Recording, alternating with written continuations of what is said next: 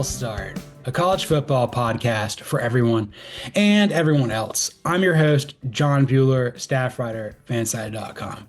As you can see, I'm flying solo like a cup today, and for this week, Cody Williams will be down in New Orleans covering the Super Bowl, interviewing a lot of very interesting NFL guests. We'll be bringing back a lot of really cool and exciting coverage to fanside.com that maybe I get right about, but in the meantime, this show is all about college football, and we're going to talk about that as such. Going to have a kind of abbreviated episode. I'm feeling a little bit better today, so we'll see if I could talk for like 40 minutes or so without coughing.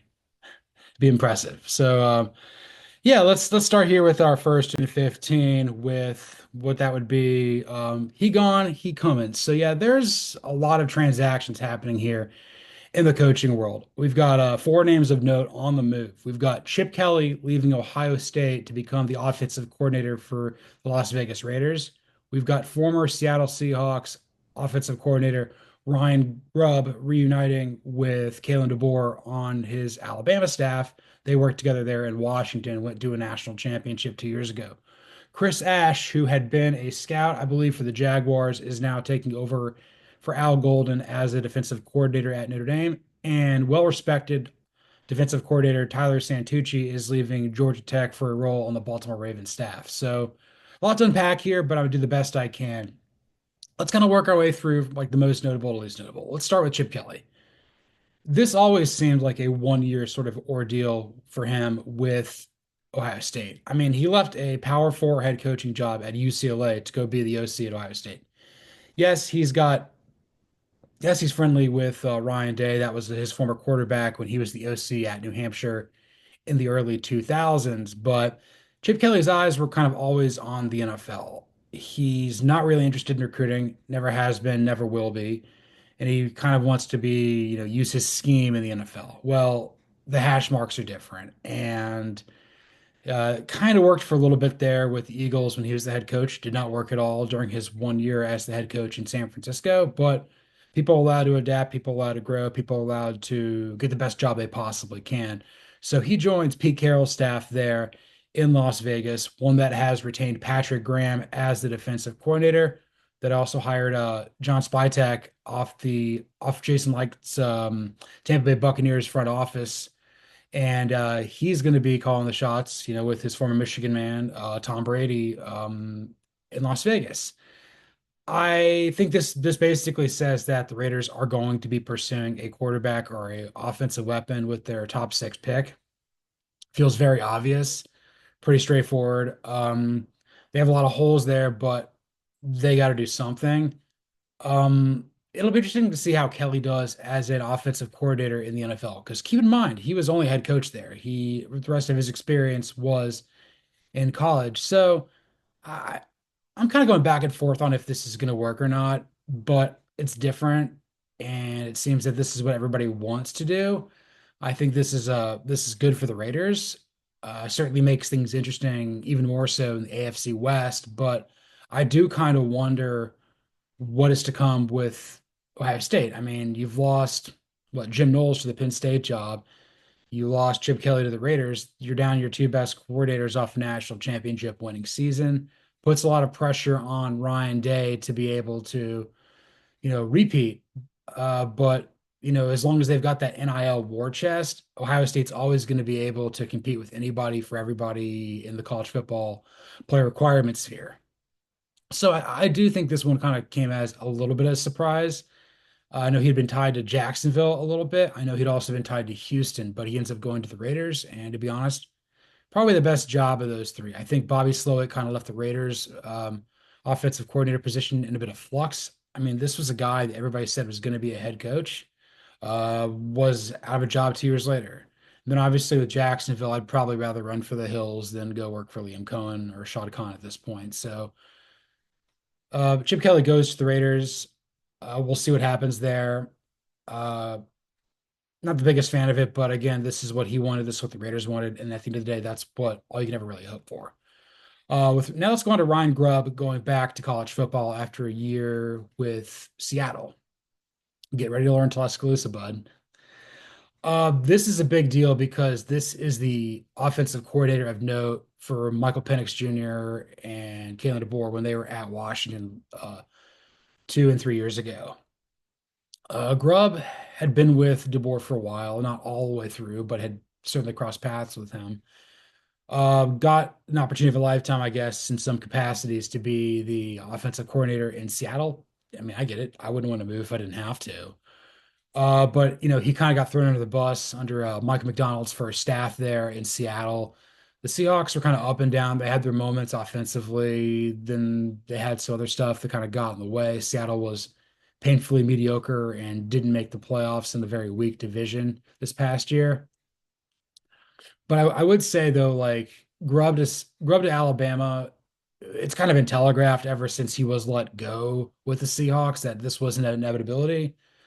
In a way, I kind of felt that Nick Sheridan and Jamarcus Shepard did an okay job in their first year as, co-offensive coordinators there at Alabama.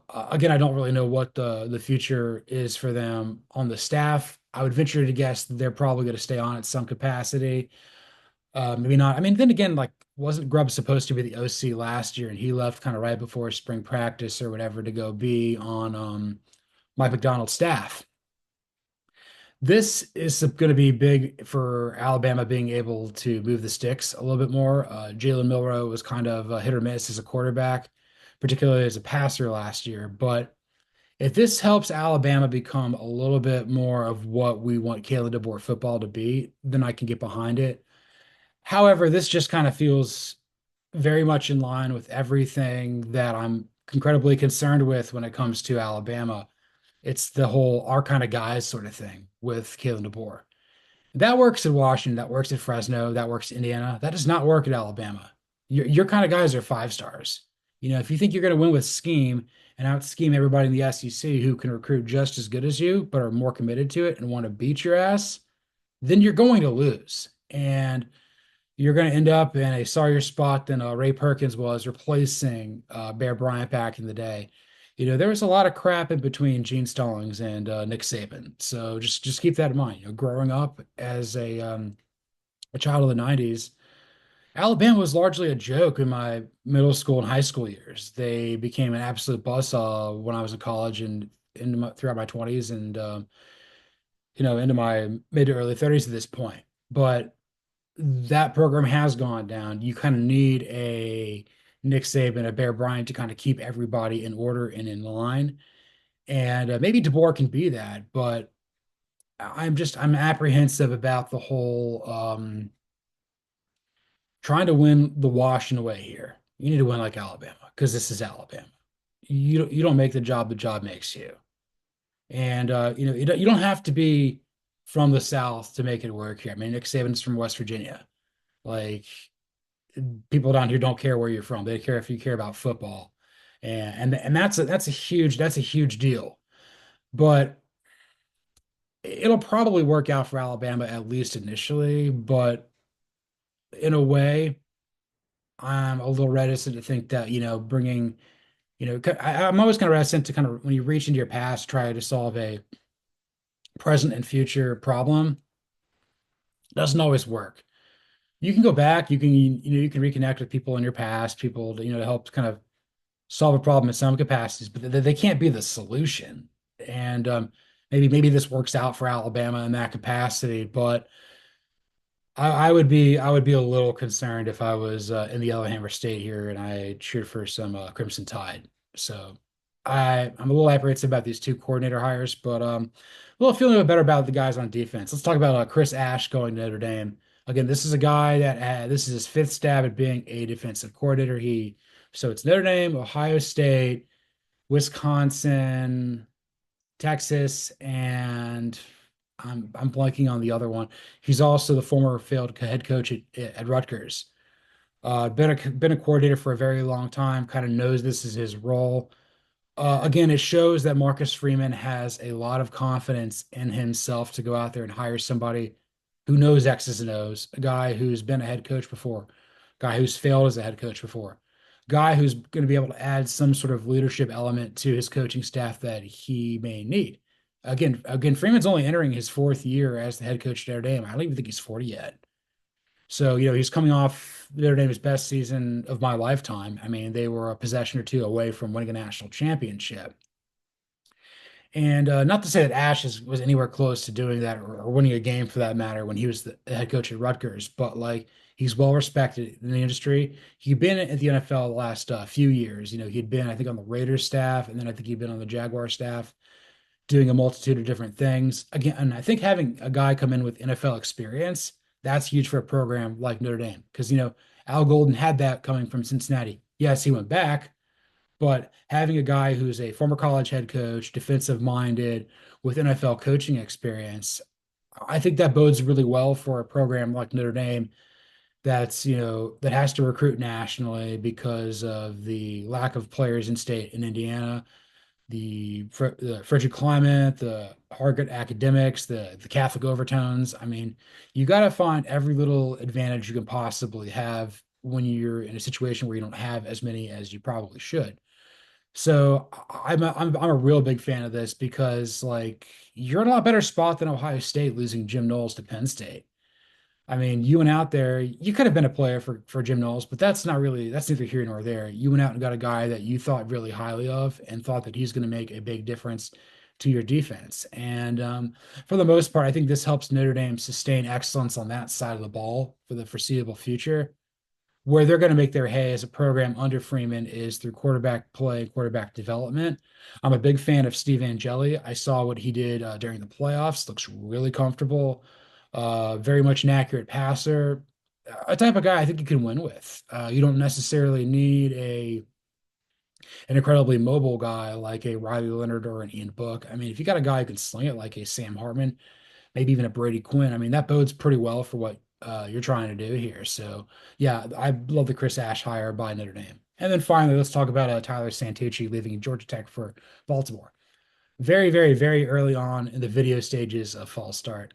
Cody Williams and I were doing our first episode of 3 Yards in a Cloud of Punt after week 0, where Georgia Tech stunned Florida State in Dublin. We had no idea that Florida State was going to be utterly atrocious that year, but we were very impressed with Georgia Tech. We thought that we knew that Brent Key is a good head coach. We knew that he had a really strong staff around him. We knew that the schedule was going to be really tough for the Ramblin' Wreck, but they had an ability to get back to a bowl game and see what happens, and they did just that. One guy that we were really impressed with during that game was their defensive coordinator Tyler Santucci. I believe he had been at Duke and A&M. Yeah, I think he was an Elko guy if I'm not mistaken. But you kind of felt in that moment watching that game, even that game that wasn't like as significant to the season as we may have thought it would have been. Um, you kind of felt that he was slated for bigger and better things. So now he joins Zach Orr's defensive staff there in Baltimore, and that's a place where people get a lot of praise being under John Harbaugh. I mean, Mike McDonald was at a college game for a while, and he goes to for studying for Jim Harbaugh in Michigan, and then goes and becomes the head coach at Seattle. We've seen Todd Monken get a lot of respect there. Greg Roman beforehand, Anthony Weaver, Wink Martindale. The list goes on. But there's a lot of worse places to be a coach for than Baltimore. Um, I think this just says that what Santucci does schematically is really impressive, and NFL teams are going to want to have that. I think this is a big blow for Georgia Tech because this was a year that Cody and I, and a lot of people in college football thought could contend for an ACC championship or a playoff spot. I still think they're in that same sort of cluster with the Miamis, the Louisvilles, the SMUs, where they're looking up at Clemson. And maybe they get that second spot out of the ACC if it manifests.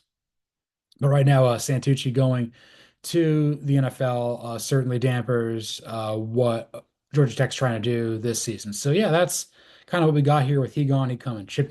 Leaves. Chip Kelly goes to the Raiders from Ohio State. Ryan Grubb, after being out in Seattle, goes back to Alabama, I guess. Yeah, I guess he was briefly there. Chris Ash, out of a job with Jacksonville, he goes to Notre Dame, and then Tyler Santucci leaves Georgia Tech for Baltimore. So yeah, that's pretty exciting. That was not going to be my lead topic. This was actually going to be my lead topic. So I'm going to do some do Host or do Host here. Um, should Jaxson Dart be a first round pick after his Senior Bowl showing? That is very intriguing. Right now, you can convince me of a number of guys to be QB3 in the 2025 class beyond Shador Sanders and Cam Ward. I'm kind of leaning that direction now because I think Shador Sanders has a little bit more pizzazz. I think he has a little bit more of a ability to go off script, and I think Cam Warren does. NFL pedigree, uh, being able to play, being hated. I think that that serves Shador Sanders a little bit more than Cam Ward. But I wouldn't have a problem if the Titans took Cam Ward number one, or if somebody traded up to number one with the Titans and took Cam Ward instead of Shador Sanders. That's just me. Um, I would probably say Jaxson Dart somewhere in the QB3 to QB5 range. I'd put him ahead of, Dylan Gabriel, who I think is incredibly limited physically as a player. As far as if he's more talented than Quinn Ewers, I don't think that that's the case. I don't think he's more talented than Jalen Milroe, but I think he's got a higher ceiling, or he's got a higher floor than Jalen Milroe. And I'm also very nervous about Quinn Ewers having any staying power in the league because of his health. So that's something that I would be concerned with. So Duhas, should Jaxson Dart be a first round pick after Senior Bowl showing? I'm gonna go Duhas two S's because I feel that where he could realistically come off the board is probably somewhere in the 20s, like the Rams. And if you're taking a quarterback at that point in the first round, I mean, unless it's like Lamar Jackson or Dan Marino, for the most part, if you're not taken inside the top 12, you probably don't deserve to go in the first round because like the position itself merits going that high because you want to have the confidence of your team and your fan base. You want to be like, okay, this is our guy. We got our guy. And when you have that type of player that you can sell and build around, then that's it leaves things without doubt. Like you're going to give this guy the reps to be the number one. And if he does, it's great. If he doesn't, it bombs, well, you failed faster, like General Schwarzkopf used to say back in the day. That's so important. But I think any other time where you get like a team that has like two first round picks, like they got like a top 10 pick and then they use it on like a lineman, and then they use like the later first round pick on a quarterback. I mean, that's kind of what the Browns did with Joe Thomas and Brady Quinn. Joe Thomas is an all-time offensive tackle that never won anything because he played for the Browns. Brady Quinn would have been better served going to Baltimore, but again, he didn't have the pro career he thought he was coming out of Notre Dame. I just think like in a lot of instances, like unless you're a top like 12 pick at quarterback, and even then that kind of feels like you should be higher. Again, not everybody can go one. Not everybody can go in the top five. That's just the nature of the beast of a draft. But you kind of, I feel like even if you're good, even if you're like a really good second round pick, like Andy Dalton was for the Bengals, or Derek Carr was for the Raiders, there's like a there's a shelf life to that because like at some point the team, the fan base is going to be appreciative of what you've done for the team, but they're also going to be wanting more, thinking is this as good as it gets? And in some instances, it is. So, we'll see how he interviews at the combine. He threw the ball a ton at Ole Miss. He played for a really strong offensive-minded head coach in Lane Kiffin.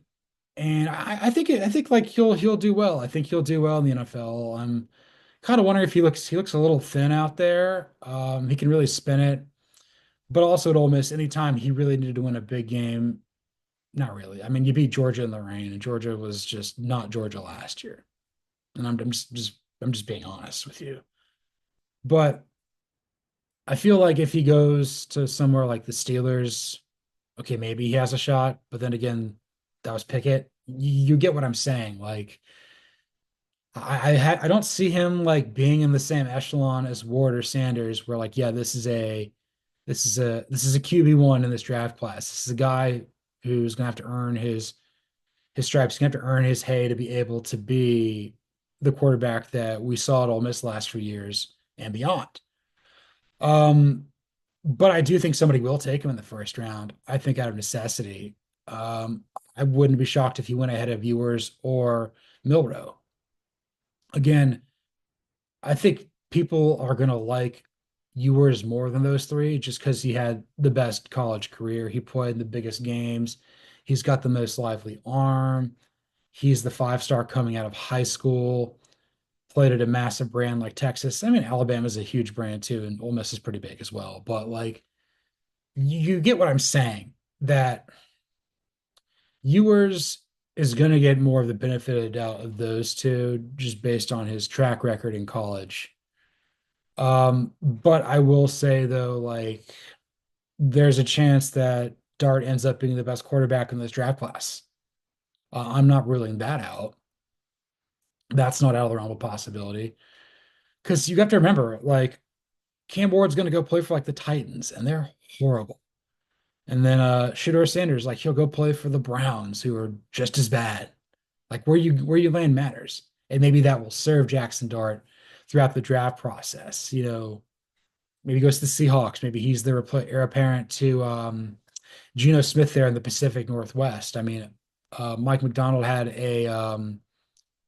a background in college coaching, and I think that that could be interesting as well.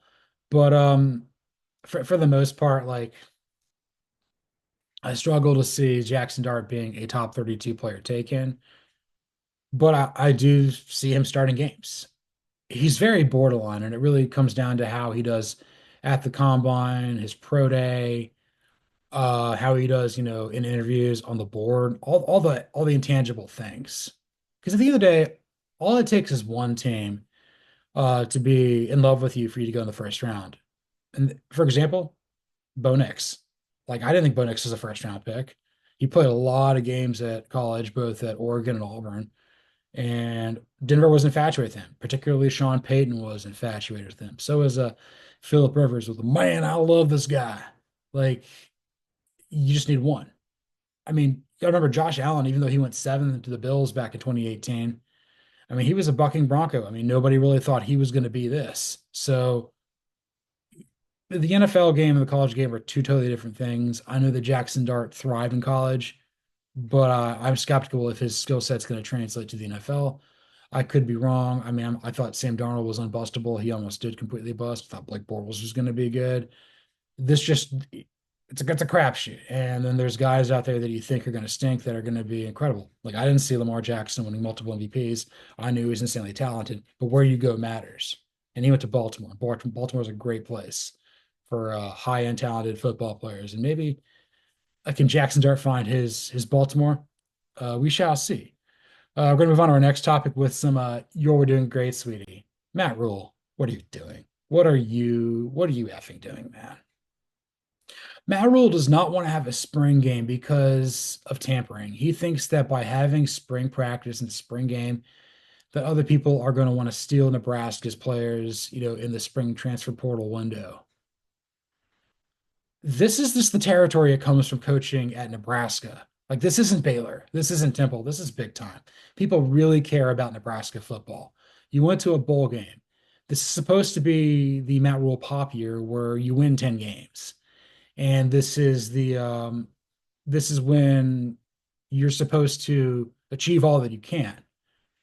But, are you suggesting that Dylan Raiola is that damn impressionable that someone is going to come in here and poach the Patrick Mahomes you have at home? Maybe that's better for Nebraska. I mean, the guy needs to get a hobby. The guy needs to get friends. The guy needs to go to therapy, because you can't be Patrick Mahomes. Only Patrick Mahomes can be Patrick Mahomes because he's Patrick Mahomes. But you can't deny the great people of Nebraska, like the spring game. That's asinine. That's absolutely ridiculous. Like, if you're at like a basketball school, like this was Indiana. I mean, Indiana had a fantastic season, but like, if they didn't want to do it, there wouldn't be this amount of upheaval. Imagine trying to say that to people in Penn State, or State College, Pennsylvania, or Athens, Georgia, or Austin, Texas, or Norman, Oklahoma. Gosh, you even try to see if that'll fly there in Boulder, Colorado. It's not going to work. You have to have spring games at major college football institutions, because that's what it's about. This is your biggest revenue driver from an athletic standpoint. This is how you create new fans. Like, going to a game on Saturday during the season, that's a lot of fun, but it's really expensive, and it's really hard to take people with families and kids. I mean, like, I'm an alum of the University of Georgia. I mean, I think the last time I went to a home game in Athens was 2015. I was only able to get tickets because my fraternity brother's uncle couldn't go, and he had four tickets, and he needed to get rid of one, and that's why I was able to go. Like there's it's unbelievable. Like you can't have it both ways, Matt Rhule. You absolutely can't have it both ways. You're too big to be this small. Like you went to Nebraska to bring Nebraska back. You want to make this Nebraska of the 90s, of the 70s. You want this like it's a different era, but like could you imagine if Bob Devaney or Tom Osborne were in your shoes saying like, yeah, we're just not gonna have a spring game in 2025? That's ridiculous. It's unbelievable. Like this is makes me so mad. Like this is some sort of nonsense Mizzou pulls. Like Mizzou's like, oh, it's too cold outside, so we're gonna make our spring game, in February, and we're gonna play it in our indoor practice facility. But it's gonna be a scrimmage nobody can show up to. Like that's why you should be in the Big Ten. That's why you should still be in the Big 12 in some capacities. Like you need to figure out a way to make this happen because this is an opportunity to not only draw interest to your program, this is a revenue driver for your school, man. It's a revenue driver for your city. Like, look, Lincoln's not tiny. I mean, Lincoln's a capital city, but like a lot of these small college towns, like the businesses they make their money from football games. I mean, that was why like shutting down during COVID was so stupid because like look at the Big 12 schools, for example. Like how many teams in the Big 12 play in massive, massive cities? Like if you don't have football, like the town of Manhattan, Kansas goes under. The town of Stillwater, Oklahoma goes under. Uh Ames, Iowa is not doing that great. Like you have to find ways to get people interested and engaged in your team and your product in a day and age where the world's incredibly fractured, divisive, and disinterested and distracted. This this is how you derive unity within, you know, Nebraska and I guess the Omaha Council Bluffs metroplex there, along the Nebraska and Iowa border. You can't not have a spring game if you're Nebraska. Like if it's embarrassing. And if you're afraid of people tampering, I mean that's like saying I'm not going to invest in the stock market because I'm afraid of paying taxes. Like the amount of benefits that you're going to gain from being in the market for a long time is going to, overcome the so-called amount of taxes. And even in that situation, if you hold it for a long time, you only pay 15% of your capital gains, not all of it. That's like don't be an idiot. But like this is so like I was high on Nebraska this year. I thought Nebraska had the potential to beat Indiana. Because right now, looking at the Big Ten, I firmly believe that Ohio State, Penn State, and Oregon are pretty much playoff locks at this point.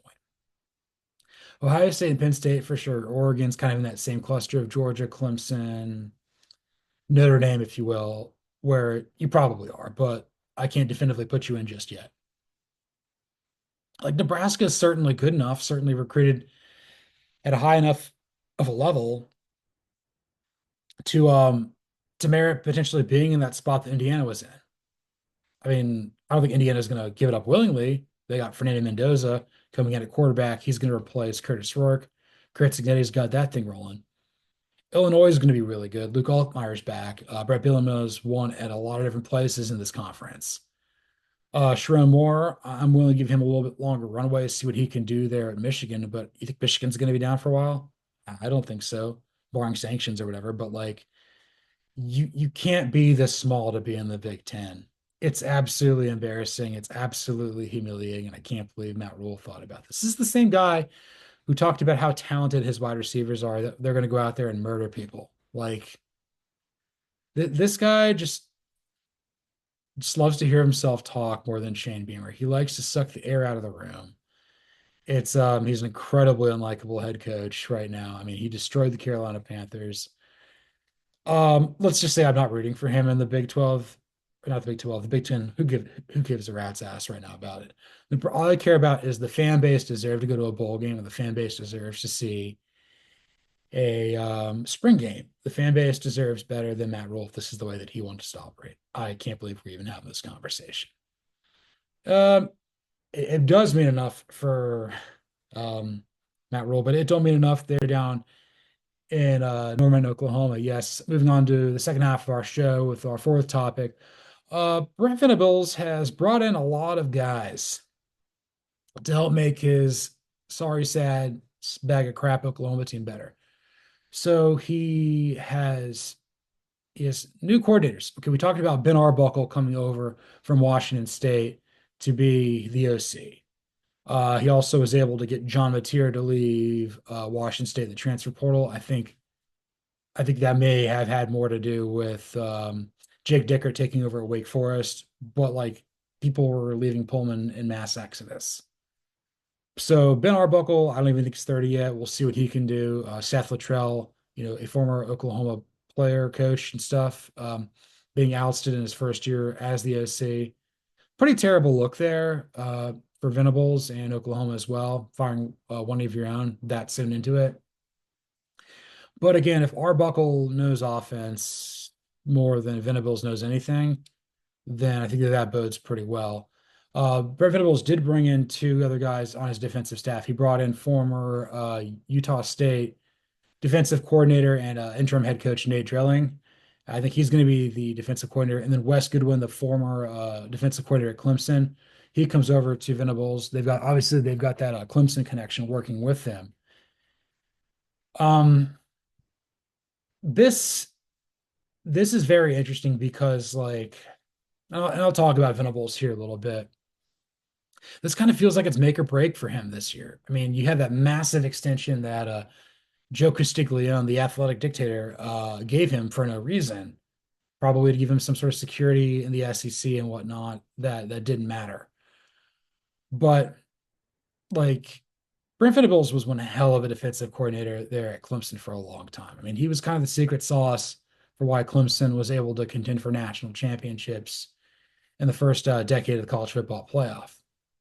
Um, this may help him be more of the CEO type that this program needs. But again, you can win national championships with a defensive minded head coach. It's happened before and it'll happen again. Have some coffee real quick.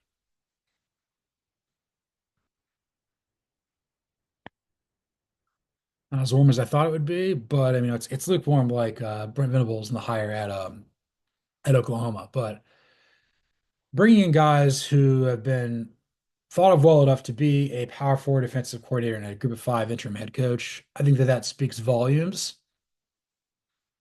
It's the same sort of thing with Arbuckle coming in a power five offensive coordinator to your place.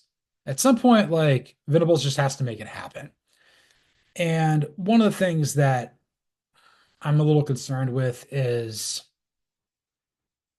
Oklahoma going to be definitively better with their schedule? Oklahoma had one of the toughest schedules in the SEC last year.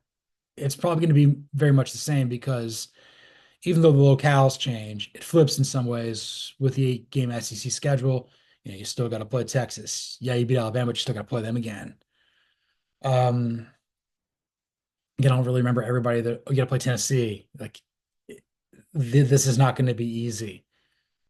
And I don't really know exactly what Venables needs to do here in year four to get a year five, but like you got to be better than like 6-7. Maybe it's 8-4. Maybe that's all you can do. I mean, that's what I thought Oklahoma was going to be last year, and they went 6-7. And actually, I thought they were going to be 8-4. I'm like, I think initially I had them going 6-6. I'm like, wait, that's too punitive. Had them going 8-4. That was probably actually right. But if Texas is expected to win the SEC next year, and that's your arch rival, and you left the Big 12 to die to come to the SEC, like, is this what you signed up for?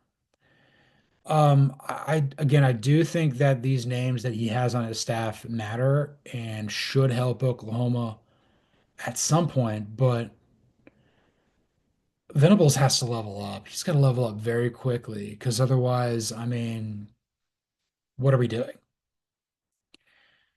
And at some point, you have to wonder if Joe Castiglione is going to deal with the consequences of making a terrible hire in Brent Venables.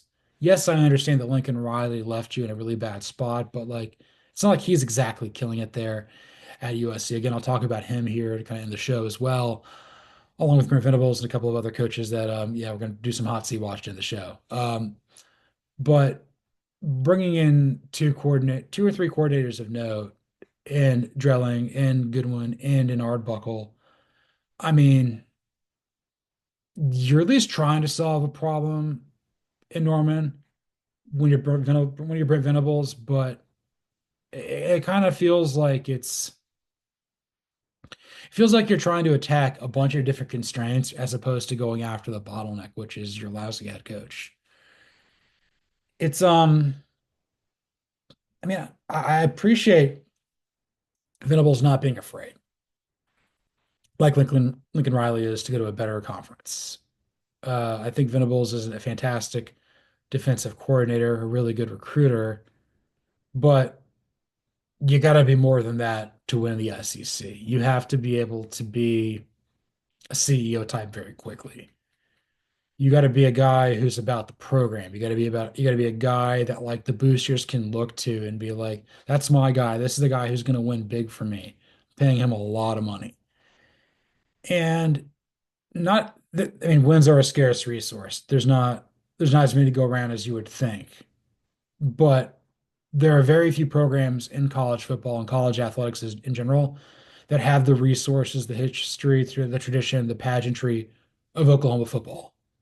Like prior to realignment, this is a top three job of all time. The only two that I would say were definitively better were Ohio State and Alabama. Ohio State's clearly the number one in that department. Bama's kind of been depreciated a little bit with Georgia being rising near the top, and then obviously Oklahoma's fallen way down because of their wave of realignment. But like, I mean, Georgia, Alabama, Texas, Ohio State, I mean, those are still some of the best jobs in college football because of what you have working for you. And it's not like Oklahoma's a pauper by any means. It's like they've got plenty of stuff working for them. You're in a major metroplex in Oklahoma City. Like Norman's like 10 miles away. It's not that far. But you have to wonder, though, how much more losing is Boomer Sooner Nation going to be able to tolerate? Maybe Nate Drilling, maybe Wes Goodwin, maybe Ben Arbuckle can help get a few more wins to give Brent Venables a little bit stronger footing, a little more confidence so he can really find himself here in the second half of this decade. But I will say this. You can't scapegoat all three. You can only scapegoat one of them, and that would be Brent Venables. Moving on to our penultimate topic here, we're going to go with some good bowl here. I'm really excited about this, and I'm really excited I get to talk about this. Colorado State is bringing in former Pittsburgh Steelers general manager Kevin Colbert as a consultant. He's going to help Jay Norvell and their front office staff really kind of be like a GM of sorts to really help Colorado State football level up. And I wrote about this on Friday during, Pro Bowl week or whatever, really, really slow time of the college football NFL calendar. Super Bowl is obviously this week, so it'll intensify quite a bit. Colorado State's a very interesting job. I've known about it for a while. Uh, Mostly I know it mostly because Mike Bobo, that used to be the team he used to be the head coach for. Wasn't particularly good, but that's kind of been on my sphere once he left Athens for his only head coaching opportunity to this point. But Colorado State's in Fort Collins. It's a college town. That's where New Belgium Brewery is. It's a fun college town. Uh, I've always kind of felt that Colorado could support two Power Five programs. You have two group of fives of note, with Colorado State and the Air Force Academy. Obviously, the Air Force Academy has its, being a service academy, that's different. We've also seen, Colorado really level up under Deion Sanders, another fantastic college town there in Boulder. We know about the Rocky Mountain Showdown between Colorado and Colorado State. That's always an intriguing game on the calendar. The Rams rarely ever win that game, but you know that they've benefited from Deion Sanders being at Colorado in terms of the national spotlight. There have always been enough players that turned pro out of Colorado State that the NFL teams want. I think about, skill position guys, Rashard Higgins Hollywood Higgins played there. Michael Gallup played there. Torrey Horton's on his way to the NFL. Back in the day, Kelly Stouffer was a quarterback for the Rams. Garrett Grayson, like they've had players over the years. I think there's a receiver that played there. Maybe it's a Trey McBride. Yeah, I think he played there too. Tight end. Yeah. Um, I've always felt that Colorado State, if they had the right resources, could be. I've never felt that like they couldn't be what Boise State is or Fresno State is in the Mountain West. Like that's probably the two programs that have had the most sustainable success in that league for the better part of the 21st century. There's been other teams out there that have won the league. San Diego State's been really good at times. I've seen San Jose State win. I've seen Nevada be really good under Chris Ault back in the day. UNLV's had a really good run there of late under Barry Odom. Obviously, that changes now with Dan Mullen, but you get what I'm saying. Then obviously Hawaii, I think they were in the WAC at that point, but like Group of Five West Coast football. I've always thought Colorado State, like if they just got a little bit, I feel like there's room to grow there with them. And I think Jay Norvell leaving Nevada to be the head coach there, in the wake of whatever the hell happened with Steve Adazio, he did this on purpose. He left a pretty good job there at Nevada for a potentially better job there at Colorado State. So bringing Kevin Colbert in as the, consultant, you're looking for, you know, advantages. Looking for like areas you can exploit, ways that you can get better as a program. And moving forward, I know Colorado State's going to be going to the Pac-12 with a lot of the state schools, the Boise State, San Diego State, Utah State, et cetera. Fresno State, to link up with Oregon State and Washington State. There's a power void at the top of that league, and there's a power void at the top of the Mountain West. I see Boise State pulling back a little bit this year. Dirk Cutter stepping aside. I think they lost their offensive coordinator or whatever it was to the Cowboys job. Now he's going to be working under Brian Schottenheimer. Ashton Genty's turning pro. You still got Spencer Danielson as head coach, but he's roughly my age. Max Matson looked a lot better, as the season progressed at quarterback, but he's still unproven for the most part heading into this past year. But Colorado State, that's a program that Cody and I are pretty high on, thinking that, could potentially we think that could be a program that could make the playoff one day. They got to do things a little bit differently because again, Group of Five in Colorado, not the most talent rich area, but like I think if you win there, the people will respond, and I think it'll bode well for the Rams. But also, you ask yourself this: you got a future Hall of Fame general manager from the Steelers to come to Fort Collins to help you get this thing off the ground. Like this is a guy who's every bit, Western Pennsylvania, East Coast. He's going two time zones over to Fort Collins, Colorado to do this for you. I mean, it's kind of become more in vogue where there's been general managers. We know Michael Lombardi, the former Patriots, 49ers, Raiders guy, Browns GM. Like he's now calling the shots for what with Bill Belichick's staff there in North Carolina. Barton Simmons left the recruiting world to go link up with his high school friend Barton Simmons and Clark Lee at Vanderbilt. Like this has become more and more in vogue because the college games become more of the pro game. But you could still win. You could still do a lot of great things there at Colorado State that you haven't always been able to do. And I'm very excited for Colorado State for this. This is an opportunity to help them level up. This just shows a level of focus, creativity, and excellence. I mean, Kevin Colbert was one of the best drafters of all time. Like he's going to be in Canton one day, and he's working alongside you in your efforts to be the best college football program you can be. This is a huge deal. I mean, had Cody not been going to the Super Bowl, we would have talked about this segment anyway. We think this is massive. I mean, Kevin Colbert was the GM for the Steelers throughout our childhood. So many great players. I mean, this is the guy that's got like, Troy Polamalu's came in. James Harrison was unheralded out of Kent State. I mean, he's going to be in Canton too. Ben Roethlisberger, Hines Ward, so many receivers. I mean, you think he's Antonio Brown. I mean, he was like a 6th round pick out of Central Michigan. You get what I'm saying. Like, there's talent to be had, and I think that that's a very unique skill set that Kevin Colbert has. That I think he can help Jay Norvell and his staff in Colorado Springs. I think it's just that important to be able to find little areas to exploit, little niches, little things. Like the little stuff is going to make all the difference at a place like Colorado State. I'm really excited for them with this. This is a huge, huge, huge, huge deal. So I think they good bowl Finally, let's finish with our last topic of the day with some "It's getting hot in here."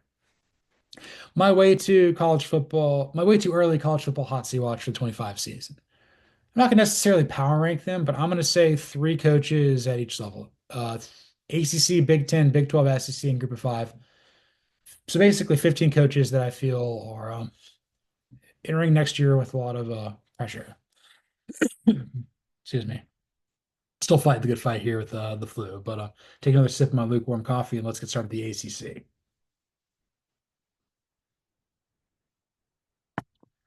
The three coaches that I want to talk about in the ACC are Virginia head coach Tony Elliott, Florida State head coach Mike Norvell, and Virginia Tech head coach Brent Pry.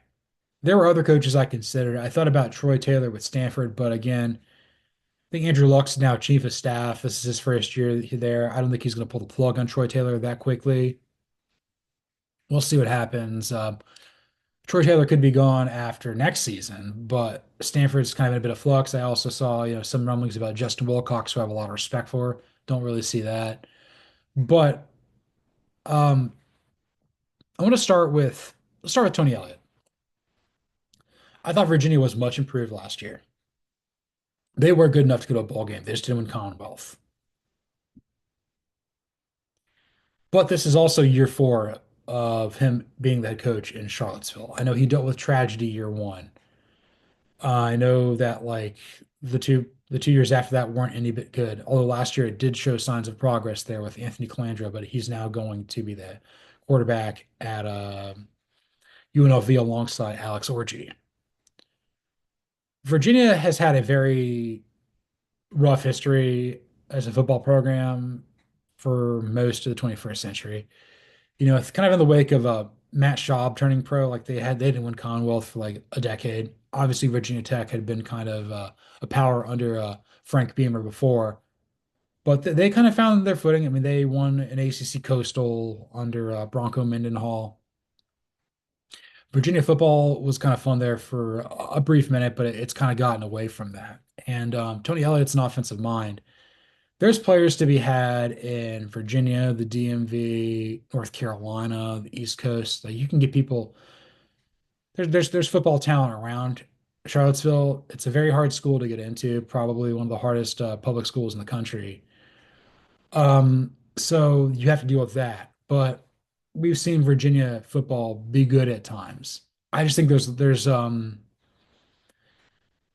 years in and you can't get to a bowl game. I mean, you're basically said, "Oh, I'm going to be your head coach. I'm going to get you to the best of the best," and you can't even get guys to a bowl game. And I think it doesn't even matter where you're coaching at in the Power Four. You should try to go to a bowl game at least once an Olympiad. I mean, every school is different, but like there's so many spots. Teams can like you can't win 6 games once in 4 years. I think there's a lot of pressure on Tony Elliott for that. I'm going to go with Brent Pry next, the other guy for Virginia with the Virginia Tech Hokies. This is a team that I thought was going to be able to win 10 games last year with Kyron Jones at quarterback. This is a team that I thought, everybody was really high on, like, oh my God, Virginia Tech's really going to turn the corner. Brent Pry is a fantastic recruiter. It's getting better each and every year. No, they were best known for losing to Vanderbilt week one. They lost on a Hail Mary to Miami, and then they needed to beat Virginia and Commonwealth to go bowling. Virginia Tech just has no juice at all.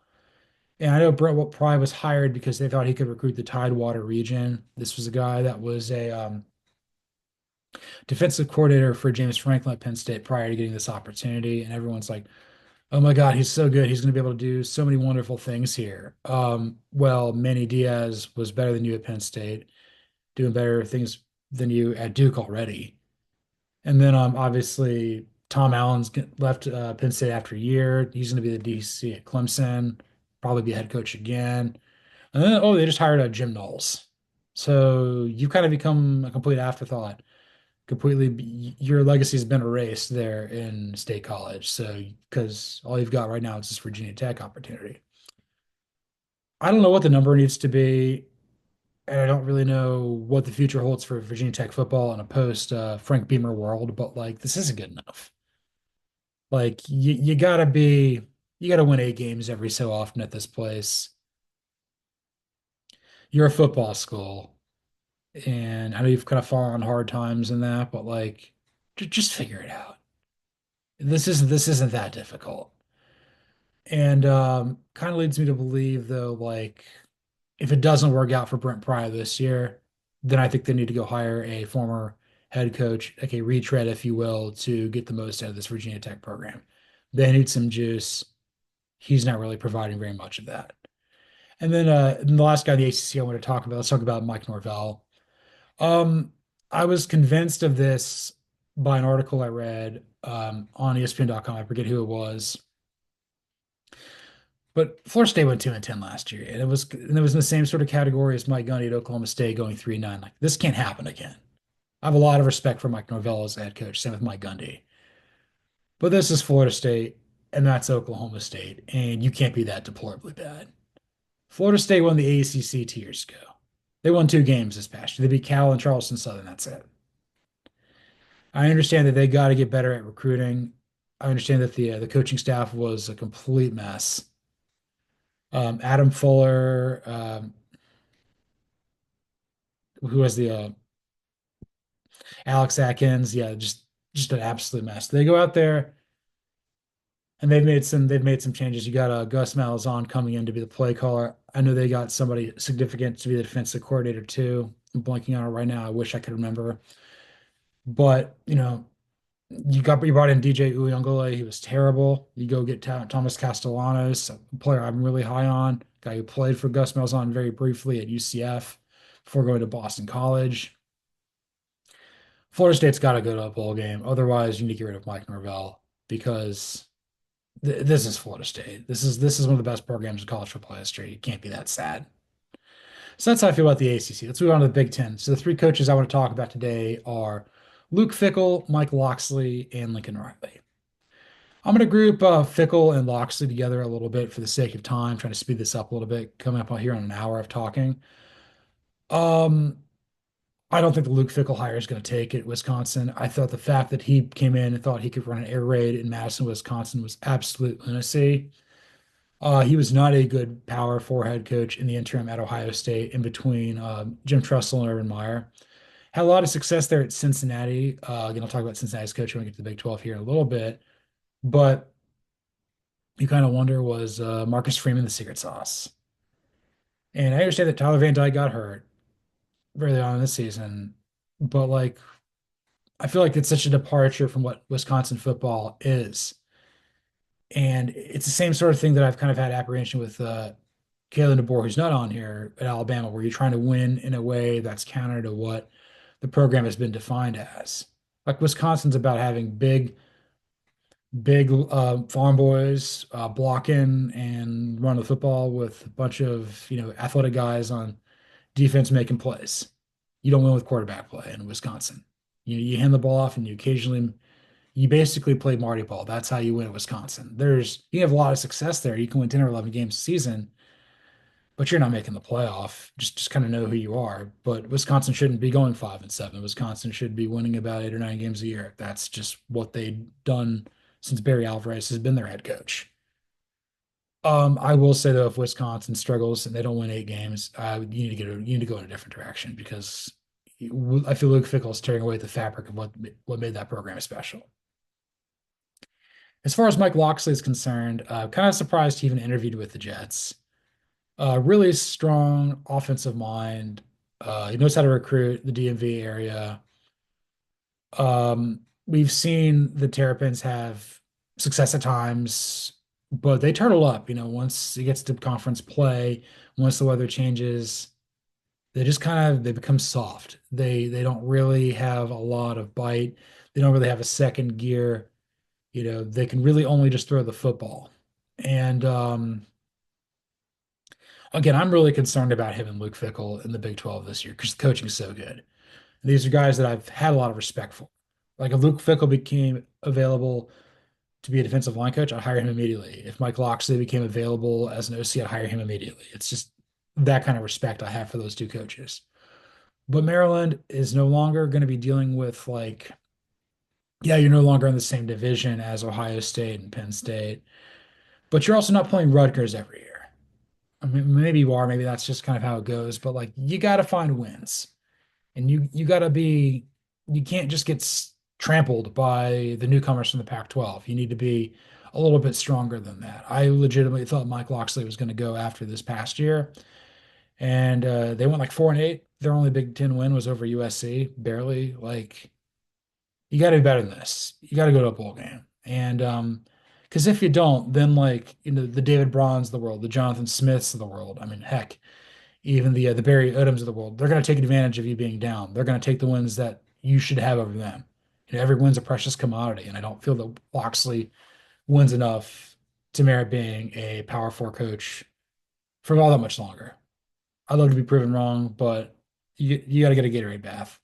You got to get the Mayo bath, and to do that, you got to get to the Mayo Bowl, which means you got to win 6 games. So that's an issue. And I guess with Lincoln Riley, again, I'm the biggest Lincoln Riley hater out there. I think he's a jackass. I think that he doesn't care about anything besides offense. Doesn't really care about his players. The fact that Jim Cohen didn't hire him leads me to believe that another bad season, they're going to oust him. It doesn't matter what the buyout is. USC can just cover it up because it's a private school. Um, Lincoln Riley is just not, he's not the coach that everybody thought he was. And I just, who's their quarterback? Jaden Maeva again next year. This is Lincoln Riley. You got to be better than this. And if USC doesn't win like 10 games, you got to go in a different direction. It's kind of become Stockholm syndrome. People that are USC fans think he's going to turn around. All he does is just he's just robbing your school blind. It's he's not a good head coach. He's not really that good of an offensive mind. He runs a more souped up version of what Mike Leach did with the air raid.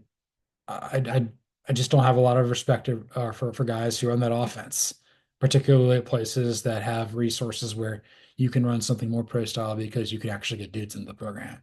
So I'm so out on Lincoln Riley. I'm going to pick against him every game he's coaching at USC until he's gone. Moving on to the Big 12, the three coaches of note are Brent Brennan, Mike Gundy, and Scott Satterfield. I've mentioned Mike Gundy already. Big thing with him is I kind of feel that like maybe the game's passing him by a little bit. I mean, you were 3-0, you beat Arkansas. People are like, oh, impressive. I thought Oklahoma State was going to be a contender to win the Big 12, and they didn't win a conference game. And the thing that really bothers me about Gundy is like he's been there for so long. I mean, he played there. He was an assistant under Les Miles. He's been in charge of the Pokes since 2005. He's had a lot of success there. He's a Hall of Fame level coach, but like I always feel like he should have won more. Couldn't win Bedlam enough. Couldn't win the Big 12 enough. And then there's a power void at the top of the conference. I thought with the T. Boone Pickens Trust, with it, there being enough football talent in the greater Southwest that like maybe you could make it happen. But now I'm kind of wondering though, like in the modern age of college football, like maybe they need a different voice there in Stillwater. And if they don't go bowling, I would have no problems moving on from Mike Gundy, no matter how entertaining and fun he can be for the college game. I think that like he's made Oklahoma State too good to tolerate that kind of back-to-back pitiful performances. Brent Brennan's only going to be entering year two at Arizona, but like again, that looked pitiful. This is a guy that replaced Jed Fish, who went to Washington to replace Kalen DeBoer, who went to Alabama to replace Nick Saban, who retired. I understand San Jose State's not an easy job, but neither is Arizona. But that program won like 9 games the year prior. You still had Tetero McMillan. You still had Noah Fafita at quarterback. And you went like 3-9, 4-8. And again, this is an area where like there's a power void at the top of the Big 12. Maybe you could have exploited it. I mean, you were the third best team in the Pac-12 last year, 2 years ago behind Washington and Oregon. And you were probably the worst program in the new Big 12. Even more damning, your rival Arizona State, who everybody pretty much picked to finish last, won the league and nearly won a Peach Bowl over Texas. Like, for as Arizona, the state of Arizona has a lot of high school football talent. Could be a little distracted because of the weather and everything like that. But like, I struggle to see how we can't have both of these schools be good at the same time. But that being said, if Arizona State becomes the sleeping giant that we all think and know it can be, then that doesn't bode very well for Brent Brandon there at Tucson. So he needs to he needs to win about 4 or 5 games next year to give himself an opportunity at a year three. Because if he wins like 3 games again, then Arizona's got to go in a different direction. And then finally with Scott Satterfield, it's the same sort of thing. Won like 5, 6 games last year, same amount the year prior. This is a guy who left Louisville to kind of reset because he was about to be ousted. Went from a traditional rival of Louisville to Cincinnati's pretty bad optically. Um, and again, like Cincinnati wanted nothing more than to be Power Four, and they are. And I just feel like it's incongruent. I don't really feel like anybody likes him. I don't really feel like the program is going anywhere. It just kind of feels like he's collecting a check. And in general, if you have a Satterfield on your team, you're hurting your team, whether it be a Marcus or Scott. It's just not good. Again, I'm actively kind of rooting against Scott Satterfield because look how much better Louisville is since Jeff Brom took over. Like Louisville has become likable, which I thought was an impossibility because they usually hire one scumbag after another, no matter who they're, no matter what the sport is. But like Satterfield is just kind of, I feel, holding Cincinnati back from being able to do what they can. So, not really a big fan of what he's doing. Moving on to the SEC. Three coaches I want to talk about are Hugh Freeze, Sam Pittman, and Brent Venables. Let's start with Venables. I kind of already talked about him with the "It Don't Mean Enough" segment. Again, Oklahoma has too many resources. Oklahoma brought in too many things, new coordinators, new defensive coaches, new quarterback. Like, just win. Like, just win. Like, this program should be able to like it should present itself within about a year and a half if you have the right head coach. This just feels like John Blake nonsense. Like in year two, Bob Stoops won a national title. Lincoln Riley took um, Oklahoma to the playoff right away, and I don't think Lincoln Riley's that good of a coach. Like th this isn't that hard. I mean, this is a program that has had people like Bob Stoops, like Bud Wilkinson, like Barry Switzer. Like they've had so much success. This is an elite program. And anything that's not elite, that's bringing it back, it's just not acceptable. And I think that might be Venables. Looking over at Hugh Freeze, this is a big year for him, year three at Auburn. Um, they played better down the stretch, still didn't go to a bowl game. They go get Jackson Arnold from Oklahoma to be their quarterback. Um, again, you got to play Alabama and Georgia and LSU. Um, you did beat Texas A&M, which I think was a step in the right direction, but you also got into bed with one of the most disliked coaches in college football in Hugh Freeze, guy who literally had a burner phone for escorts at Ole Miss. Guy, found himself, born again Christian, if you want to be that, at Liberty, coming over to Auburn. And again, Auburn's hired seedy people before. They'll keep doing it because that's just in their blood. But Auburn's a top 15 program all time. Like you can win national titles there. It's hard, but you can do it. And you got Hugh Freeze here, to replace Brian Harsin. You're not really that much better than him. And even if Harsin did not work at Auburn, still think he's probably a better human being than Hugh Freeze. So again, like you gotta get those wins because otherwise it doesn't justify hiring one of the most deplorable coaches of all time. And I think Auburn will be a lot better this year, but I think even with that, you got to be concerned if they don't get 2 8 wins. Like this is kind of like Hugh Freeze is this year's Billy Napier, and I didn't put Billy Napier on here because you have DJ Lagway. You won a bunch of games last year. Give it some time. Like give that guy some respect. Hugh Freeze needs to make it happen, and then Sam Pittman. It's kind of more of the same sort of thing where like real, but like he's really nice. People really like him but also like this is the biggest thing in town, Arkansas sports, and people wanted him to go the last 2 years.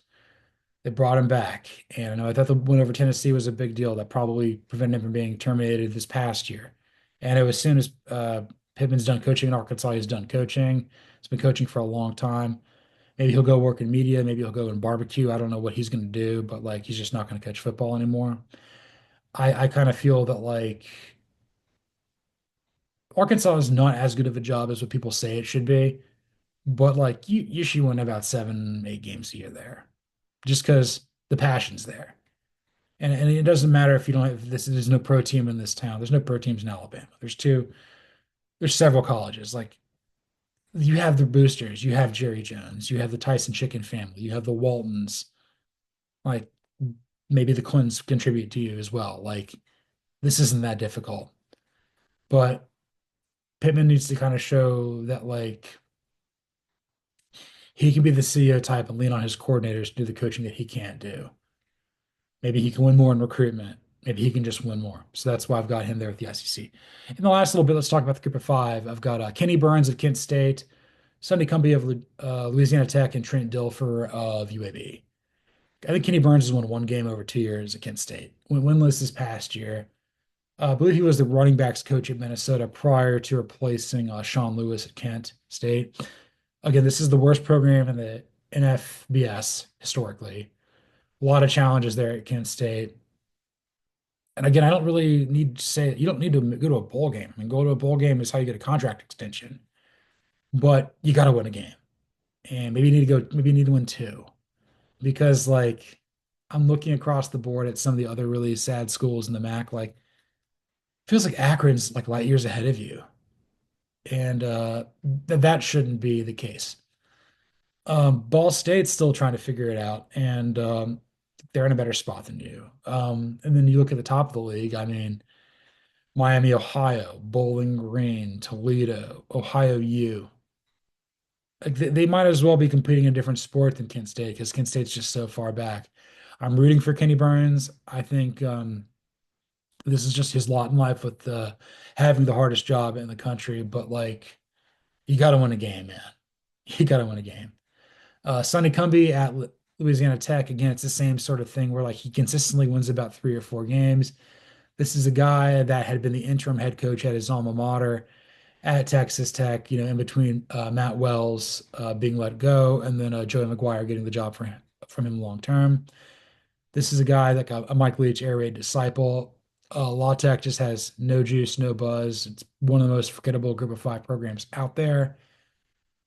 Um, But we have seen in the past you can win there. I mean, some coaches have had success. I mean, what Derek Dooley won there, man. Like this isn't impossible. It's not easy, but like you kind of wonder if like La Tech needs to reset it a bit if they can't go to a bowl game this next year. So Sonny Cumbie is facing a lot of pressure, as is Trent Dilfer at UAB. This is the other celebrity head coach hire. This is the guy that the Blazers hired to kind of like Colorado did with Deion Sanders, but Trent Dilfer had a lot of success coaching at the Lipscomb Academy in Nashville, but you're not talking about private school, high school football. You're talking about public school, group of five football in the capital city of Alabama at Birmingham. Like I understand that UAB has not had the best history, but you can win there. I mean, this isn't some rinky-dink joke. Like UAB should be better than this. They should be I understand that they are leveling up a little bit. They are part of the American now, and there are challenges with that. But what's to stop UAB from being as good as Memphis or Navy or Army, like or what UTSA? Like, why is UTSA so much better than them than you are? Um, North Texas. There's other teams in this league where like UAB belongs. UAB belongs with those group of teams where it's like, oh, I remember watching them playing bowl games. I remember my team playing them during the regular season. Oh, they've got a good team. They've got a lot of fun. I remember some players playing the NFL from them. Roddy White most notably, maybe only Roddy White, but you get what I'm saying. Trent Dilfer, won a Super Bowl. He got drafted number one. Also, the fact that he played at Fresno State, so he should be more in tune with like the Group of Five way. That's supposed to be this like a star, if you will. And I've interviewed Trent Dilfer. He's a really nice guy and a really fantastic X's and O's guy. really explains things to the common man in a very eloquent way that doesn't make me feel stupid. But I think it would be stupid for UAB to keep rolling with him if they were going to win like 3 or 4 games for the next couple of years. So wish him the best, but I also wish UAB had a little better investment from what they put in with Trent Dilfer. This was episode 147 of False Start. You can follow me, John Buhler, on Twitter or the X at Buhler118. You can follow my absent-minded, absent co-host Cody Williams at the Sizzle20. You can follow the show at CFB False Start. Like, rate, listen, subscribe, review on Apple, Spotify, YouTube, anywhere there's podcasts. Give us a 5-star review on Apple. Really helps the show out. Yeah, even though it's the off season, we still have a lot of fun. Cody and I would probably say we thrive in this situation in this setting because like it just shows the creative juices here. I thought this is going to be a pretty light episode, and I talked for an hour and 10 minutes, and only coughed like once, had a couple of sips of coffee. But don't ever get the flu because it really sucks. But yeah, I'll be flying solo like a cup again on Thursday, and then Cody will be back on Monday's episode, and I think it's going to be a Parks and Rec theme. When you're sick, you can watch Parks and Rec on Peacock a lot and relive part of your teenage years if you're my girlfriend, or your 20s when if you're my age. But like, um, yeah, that's. I mean, I'm really excited about that. I don't really know how we're gonna make the segments there, but it's gonna be a blast. It's gonna be a lot of fun. Once again, thanks for listening, and this is False Start.